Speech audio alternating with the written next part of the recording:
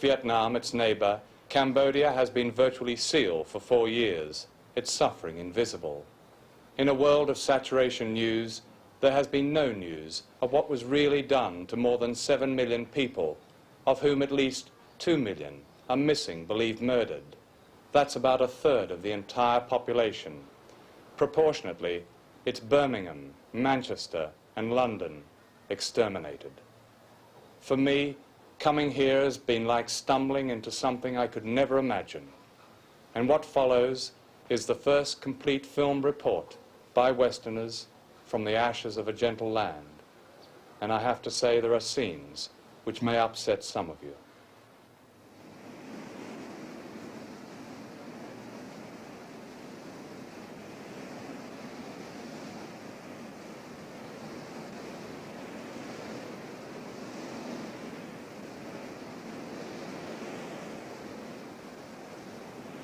This is Phnom Penh, once a modern, bustling city, greater than Amsterdam or Brussels. For 4 years it stood silent, abandoned, as if in the wake of a nuclear war that spared only the buildings.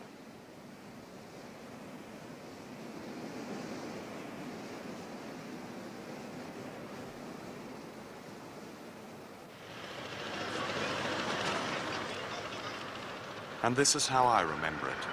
The capital of a land of plenty, of markets everywhere, a land that produced 3 annual harvests, and a variety of fruit renowned in Asia. The Chinese, in search of a superlative, used to say, as rich as Cambodia. One man above all reflected this image, Norodom Sihanouk, self-styled god-king, jazz lover, movie maker, conspirator, demagogue. Sihanouk preserved Cambodia's independence like an absurd juggler in a cockpit of war. In 1970, he was overthrown in the chaos that followed the American bombing. In the spring of 1969, American B-52s had begun the secret bombing of neutral Cambodia.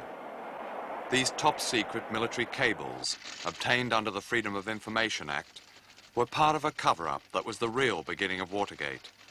The pilots were sworn not to tell even their superiors, and their logs were falsified. The official aim of the bombing was to wipe out a Viet Cong base in Cambodia, a base that existed only in the imagination of American generals. President Nixon's aim was to show the Vietnamese communists just how tough he could be, a policy he once described as the madman theory of war. The Cambodians who died were called collateral damage, and their burning villages were called friendly fire.